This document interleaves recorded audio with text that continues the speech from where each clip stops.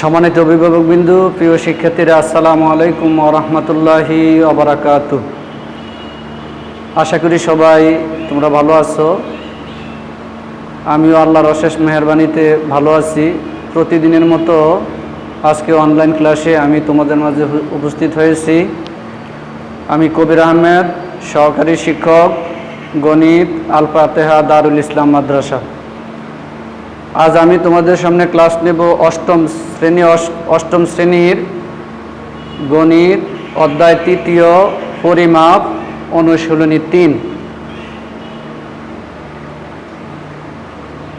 পরিমাপ কথাটির সাথে আমরা পরিচিত। আমরা এই শব্দটা প্রতিনিয়তই ব্যবহার করি। টেবিল বানাতে পরিমাপ করতে হয়, দালান বানাতে পরিমাপ কথাটি ব্যবহার হয়, পরিমাপ করি। দর্জির কাছে কাপড় বানাতে, জামা কাপড় বানাতে গেলে পরিমাপ দিতে হয়, কাপড় কিনতে গেলে পরিমাপ দিতে হয়। এই কথাটির সাথে আমরা আগে থেকেই পরিচিত। পরিমাপের অর্থ পরিমাণ নির্ণয়। আমরা পরিমাপ দ্বারা পরিমাণ নির্ণয় করি। আজকে আমার মূল আলোচনা, তোমরা বোর্ডের মধ্যে 3টি চিত্র দেখতে পাও। তোমরা খাতায় চিত্রগুলি আঁকো।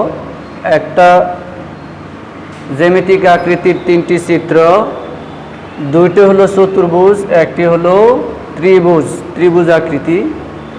চতুর্ভুজের মধ্যে প্রথম যে চিত্রটা আছে, তারপরে দ্বিতীয় একটা চিত্র, তৃতীয় একটা। প্রথম 2টা চিত্র ভিন্ন রূপ।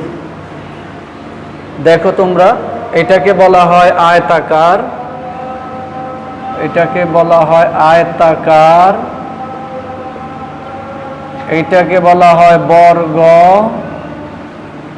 আর এই চিত্রটার নাম হলো ত্রিভুজ।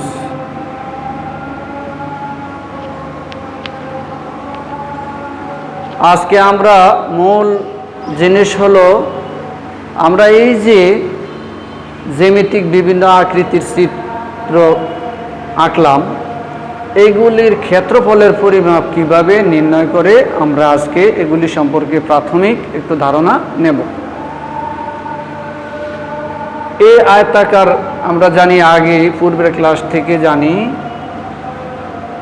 আয়তাকার হলো, আয়তাকার ক্ষেত্রের বিপরীত বাহুগুলি পরস্পর সমান। এখানে এ বি সি ডি একটি আয়তাকার ক্ষেত্র, এ ডি একটা বাহু, বি সি আর একটা বাহু, এই 2টা বাহু সমান। আবার এ বি সি ডি এই 2টা বাহু সমান। পরের চিত্রটা হলো পি কিউ আর এস একটা বর্গ, এটা বর্গ, বর্গের প্রত্যেকটা বাহুই সমান। আমরা জানি বর্গের প্রত্যেক বাহু সমান।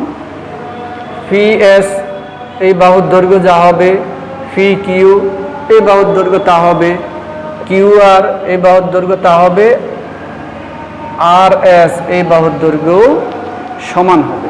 তাহলে 4টি বাহুর দৈর্ঘ্য কি সমান। এবার ত্রিভুজাকৃতির চিত্রটার দিকে এম এন ও, এইটা ত্রিভুজাকৃতি। এখন আসো আমরা এই যে এ বি সি ডি যে আয়তাকার ক্ষেত্রের ক্ষেত্রফল পরিমাপ নির্ণয় করব। কিভাবে নির্ণয় করব, এই জন্য কিছু প্রয়োজনীয় সূত্র বা আর যে আমাদের জানা প্রয়োজন। তাহলে আমরা গাণিতিক সমস্যা সমাধান করতে গেলে এই সূত্রগুলি ব্যবহার করে আমরা সমস্যাগুলি সমাধান করতে পারব। তাহলে আয়তাকার ক্ষেত্রের ক্ষেত্রফল, আয়তাকার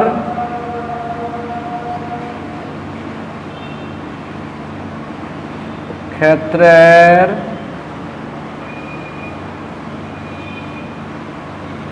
ক্ষেত্রফল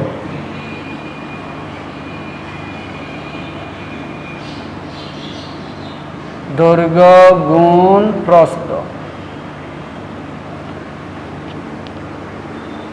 দৈর্ঘ্য গুণ প্রস্থ। আমরা দৈর্ঘ্য কোনটাকে দেব, এই চিত্রের দিকে খেয়াল করো। এ বি সি ডি যে আয়তাকার ক্ষেত্রটা, যে দিকে একটু লম্বা, যে দিকটা একটু লম্বা এটাকে বলা হয় দৈর্ঘ্য, আর যে দিকটা তার সাথে তুলনামূলক একটু কম এটাকে বলে প্রস্থ। এ ডি বিসি, এটা হলো এই আয়তাকার ক্ষেত্রের দৈর্ঘ্য, আর এ বি সি ডি এটা হলো প্রস্থ। তাহলে যদি গাণিতিক সমস্যায় দৈর্ঘ্য এবং প্রস্থ দেওয়া থাকে তাহলে আমরা নির্ণয় করতে পারবো। একক হবে বর্গ একক, যে একক থাকবে তার বর্গ, যদি মিটার থাকে বর্গ মিটার, ফুট থাকলে বর্গ ফুট, ইঞ্চি থাকলে বর্গ ইঞ্চি, যে একক দেওয়া থাকে ওই বর্গ। তার এবার আসো আমরা বর্গের ক্ষেত্রফল কিভাবে নির্ণয় করব। বর্গক্ষেত্রের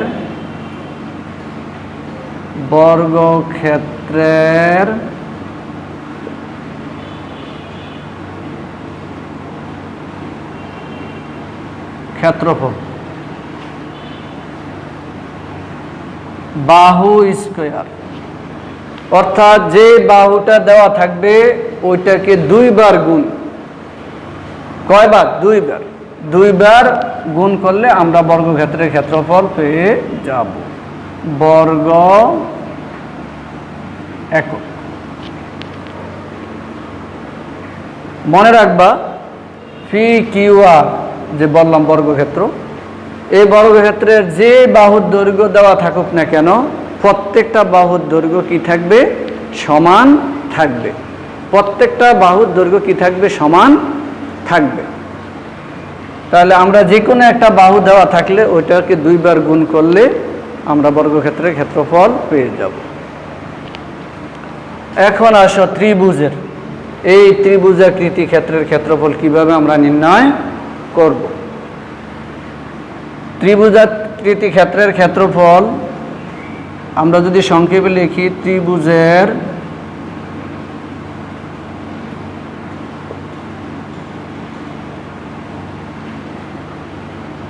ক্ষেত্রফল হাফ ইন্টু ভূমি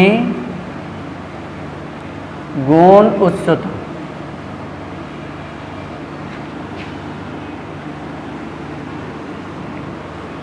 এবার দেখো এম এন ও ত্রিভুজের এইটা হলো ভূমি, এই যে এটা এন ও, এটাকে আমরা বলবো ভূমি, আর এই এম এর থেকে এখান থেকে একটা ইয়া থাকলে এটা হবে উচ্চতা।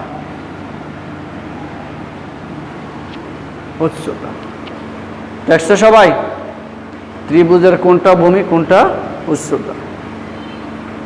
এইভাবে আমরা ত্রিভুজাকৃতি কোনো কিছুর যদি ভূমি থাকে, ভূমি দেওয়া থাকে, উচ্চতা দেওয়া থাকে, তাহলে আমরা কি করব?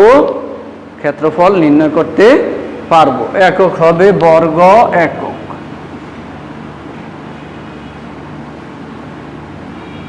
বর্গ একক। আমরা আজকে তাহলে জ্যামিতিক আকৃতির যে বিভিন্ন ক্ষেত্র আছে, আমরা জ্যামিতিক আকৃতির আরও আছে, সামান্তরিক আছে, রম্বস আছে। আমরা আজকে তিনটি, শুধু আয়তাকার, বর্গ আর ত্রিভুজ, এই তিনটি জ্যামিতিক আকৃতির ক্ষেত্রফল কিভাবে নির্ণয় করব তা শিখলাম।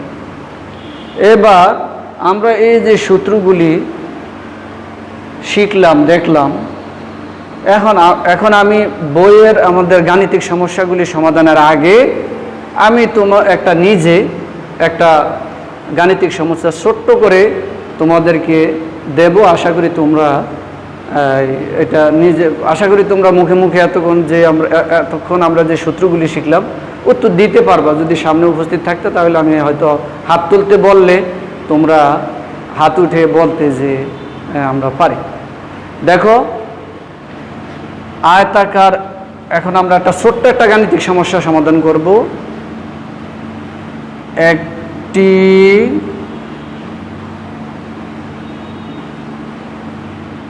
আয়তাকার ক্ষেত্রের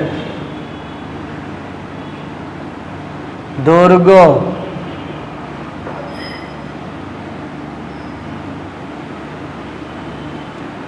12 মিটার,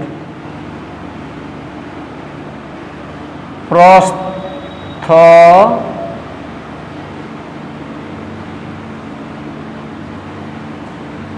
10 মিটার হলে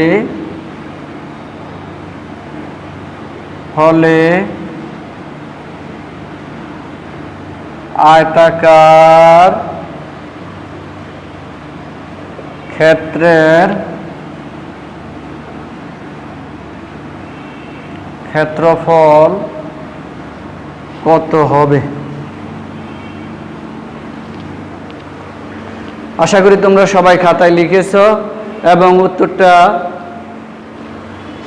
মুখে মুখে অনেকে বলে ফেলতে পারবা। তারপর আমরা যেহেতু উপরে সূত্র লিখছি যে আয়তাকার ক্ষেত্রের ক্ষেত্রফল দৈর্ঘ্য গুণ প্রস্থ, তোমাদের নৈমিত্তিকগুলো এরকম ছোট ছোট নৈমিত্তিক আসতে পারে, সেজন্য আমরা সূত্রের আলোকে এটা কিভাবে সমাধান করব আমি তোমাদেরকে লিখে দেখাইতেছি। আশা করি তোমরা লিখছো।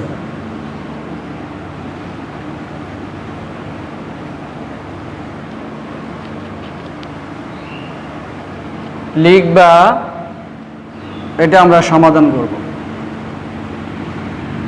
সমাধান দেওয়া আছে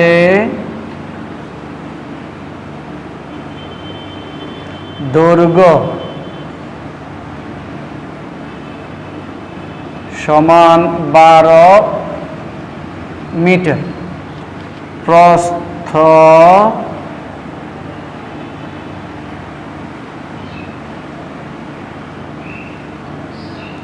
10 মিটার।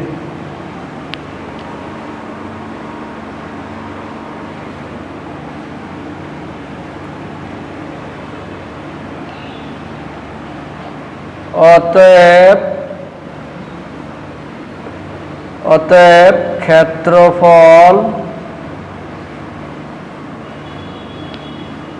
12 গুণ 10 আমরা লিখে ফেললাম বর্গ মিটার। 12 আর 10 গুণ করলে হবে 120 বর্গ মিটার। তোমরা এইভাবে যদি আমি বর্গক্ষেত্র দিয়ে একটা অঙ্ক দেই, তোমরা আশা করি পারবে। ত্রিভুজের দিয়ে দিলেও এইভাবে তোমরা নৈমিত্তিকগুলি যে আসে তোমরা উত্তরগুলি দিতে পারবে। আশা করি তোমরা সবাই এতক্ষণ যা লিখলাম তোমরা লিখেছো এবং অন্তত 60% হলেও বুঝতে পেরেছো। পরবর্তী আমরা আজকে আর শুধু এই অধ্যায়ের প্রাথমিক আলোচনা, আমরা অনুশীলনীর গাণিতিক সমস্যাগুলি আরও একটু বড়, এগুলি আমরা পরের ক্লাসে ইনশাল্লাহ সমাধান করব। এই সহজ জিনিসগুলির দ্বারা তোমাদের একটু সব পূর্বের এগুলির ধারণা নেওয়ার জন্য আজকে শুধু আমরা এই অধ্যায়টার প্রাথমিক আলোচনা করলাম। তো আশা করি তোমরা সবাই এই মনোযোগ দিয়ে বাসায় বসে অঙ্কগুলি করবে এবং বই পড়বে, তাহলে তোমরা ভালো করে জানতে পারবে। কারণ গণিত ক্লাস কিন্তু অনুশীলন না করলে গণিত মনে থাকে না। অনেক কিছু আছে মুখস্থ করলে থাকে, কিন্তু গণিত মনে চর্চা করতে হবে, চর্চা না করলে মনে থাকবে না।